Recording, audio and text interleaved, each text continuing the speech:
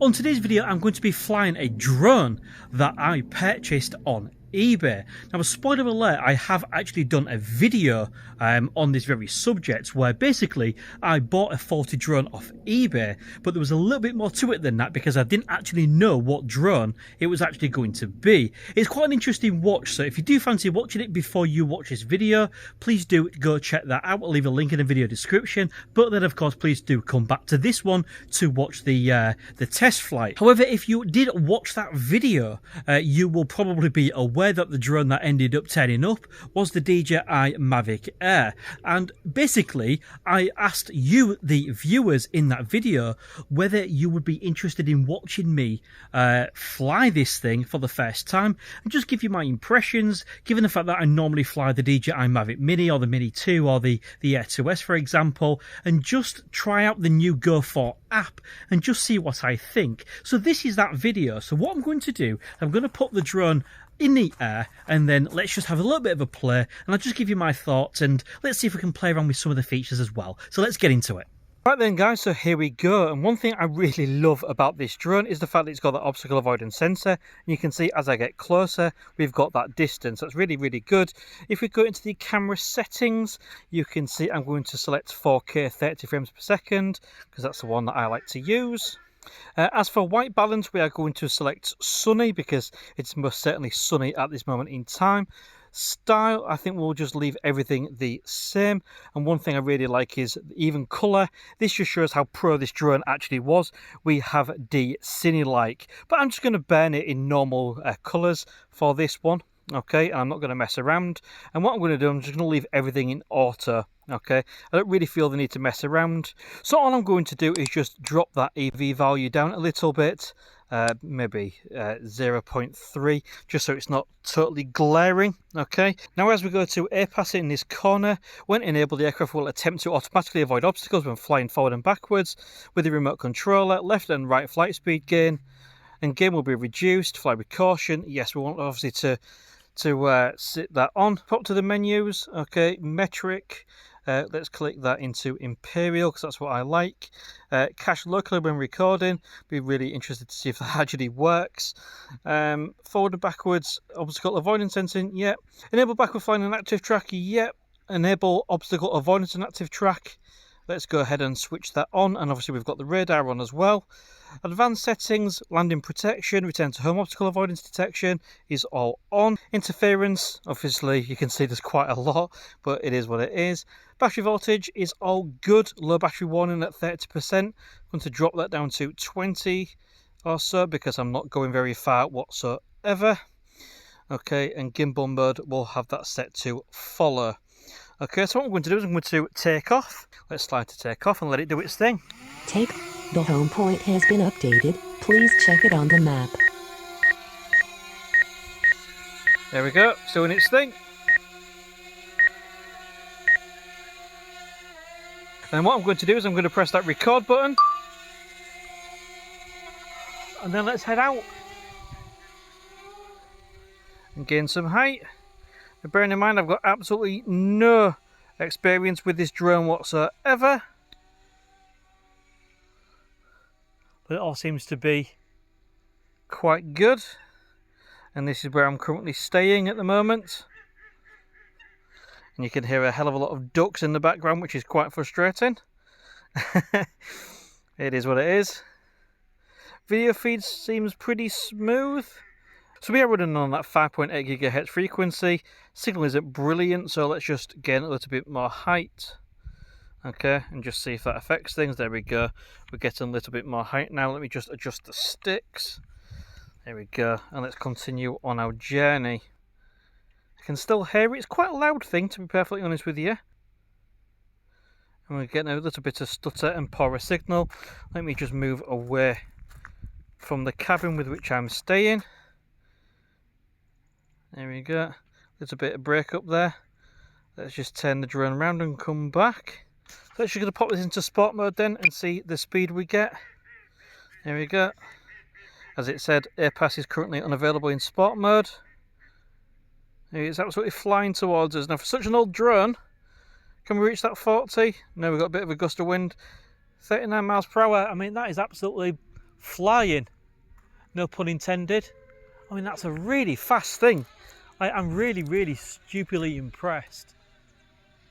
And it feels really nice and smooth in the air as well. There is no denying that. Obviously on the air, the sport mode is actually on the controller. Right, so let's just flick that back into normal mode. Let's see if we can have some fun then. So let's agree to the flight modes and let's try active track. Okay, active track will track and follow the subject. Yeah, aircraft too low. Let's get in a little bit of altitude.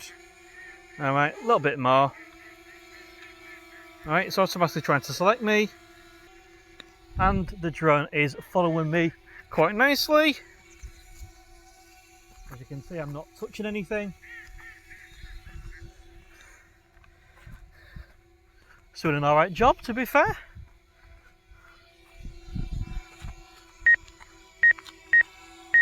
Oh, that's a bit tight.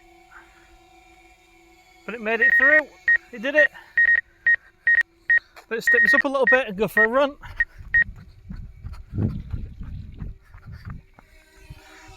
It kept up just fine. And then because I said it could go backwards, it of course is going backwards as well. Let me just raise the gimbal up to put me in shot a little bit more. That's quite good. And we'll get it to trackers from the side. Press record. There we go. Wonder what happens if I get past here. Yeah, it has lost me, to be fair to it. Oh no, pick me back up again. Let's click go. That's really impressive, to be fair. Really impressive. It picked me back up. Can't argue with that. But we have only got 48% battery. So let's head back. I found that interesting. So let's just bring the drone back down. Let's stop the active track. Alright. And let's just see what happens when it tries to fly towards me as an object. There we go. It just stopped dead. Let's try it again. Come towards me. There we go. So it really is handy to have the obstacle avoidance. Can't grumble with that at all, can I? So what else do we have? So let's try a quick shot then. So we've got boomerang, asteroid, circle, helix. Let's just try a simple droney. Well, we've still got some battery. Getting a little bit of height. It says aircraft's too low. Draw a box. 3, there 2, we go. 1. There you go. And it's executing that that droney. Give you a wave.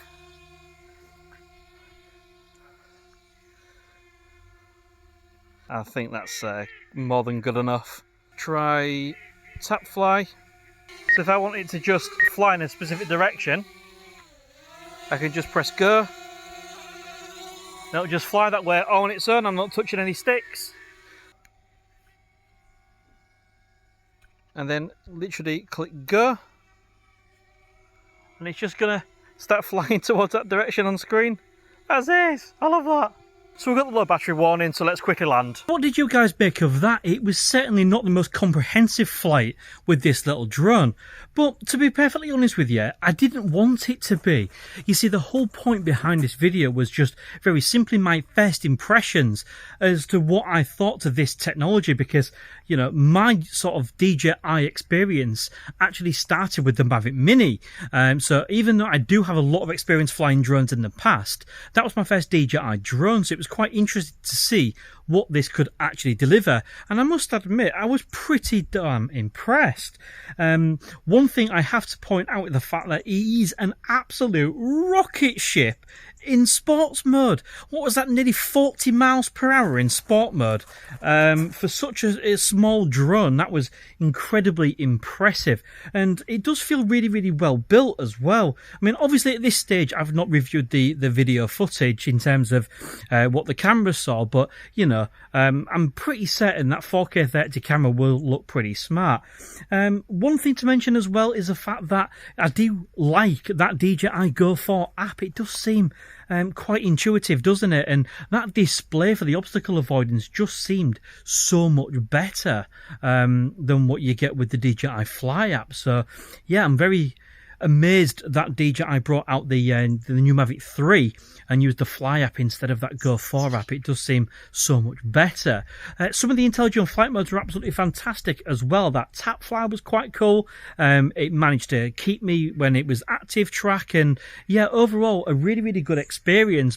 One thing that obviously I have to say, which is slightly negative, was the obviously connection. And as we all know by now, that DJI's OcuSync, whether it's 2.0 or 3.0, does do a fantastic job at giving a much stronger signal than this. But of course, you know, as I've tested many times on this channel, a simple range extender such as a parabolic or a Yagi antenna can really make a huge difference to these, but ultimately you can't be that OcuSync. But yeah, it certainly turns out that this drone for £160 turned out to be one hell of a bargain. And like I say, you know, this was just a bit of a fun video. It's not a serious review. Of course, this drone has been out for a long time now, so nobody really is going to be buying this drone anymore. But given that I picked it up and you guys asked me to finish it off with a test flight, there you go. And sorry for the amount of noise I had from the wildlife around here. I can assure you I didn't disturb any ducks. I can firmly say they disturbed me trying to make this video. But anyway, if you did enjoy it, please do hit that thumbs up button. It really is appreciated. And of course, if you haven't subscribed to the channel already, please do consider that as well. Thank you very much for watching, and see you again soon.